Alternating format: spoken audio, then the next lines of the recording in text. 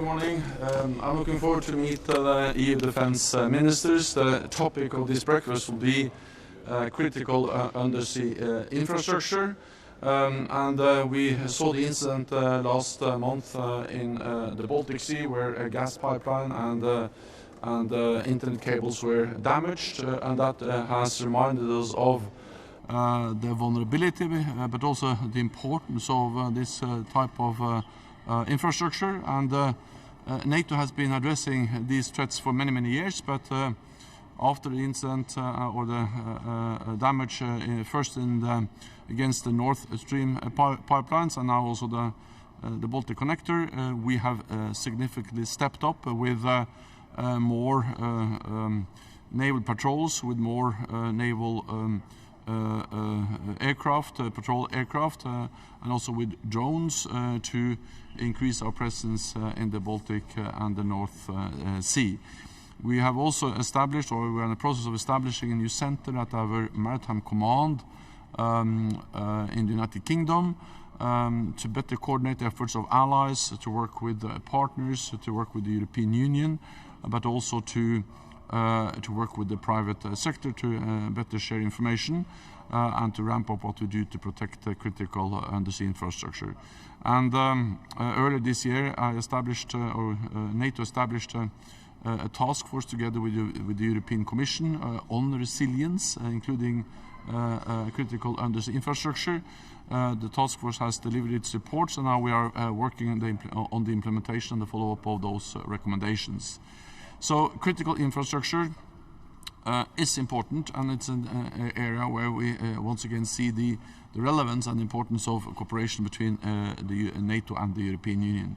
Then I expect that in the meeting we will also address the situation in Ukraine.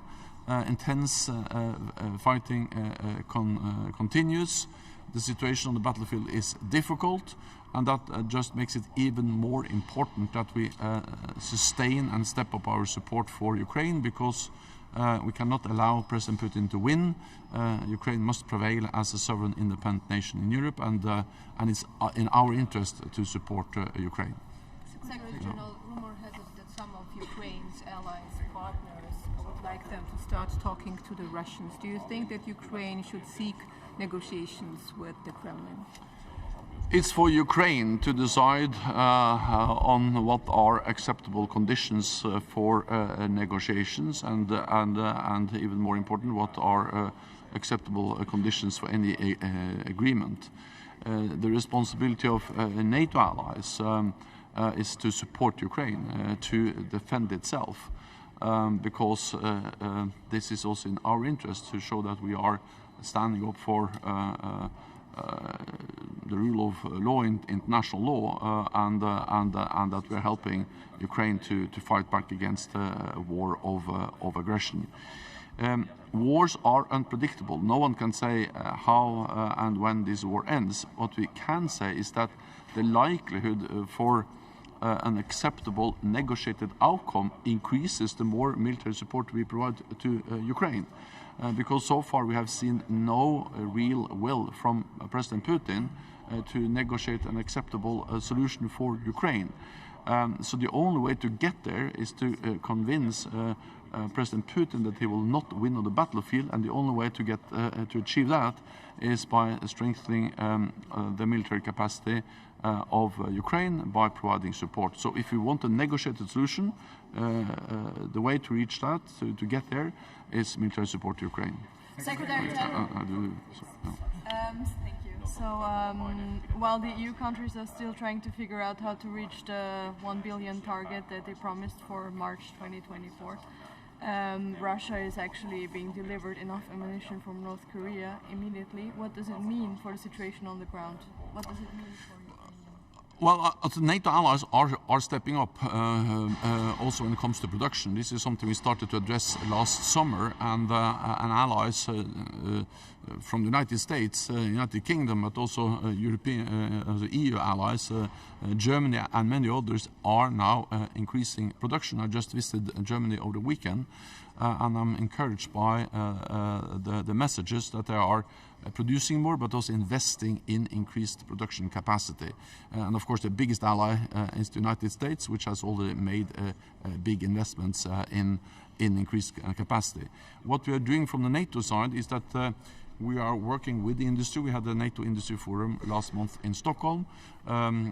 We are also joining forces among NATO allies. We have something called joint procurement, which is organized by the NATO Support and Procurement Agency. They have already in place what we call framework contracts for 2.4 billion, and out of them 1 billion already in firm contracts. So NATO allies are delivering support, are ramping up production in many different ways, but we push this also from the NATO side. And during my visit to Germany this weekend, they announced significantly increased support to Ukraine, so it shows that allies are actually stepping up. Then take one question there, and then it's over. You behind? Yeah, sorry.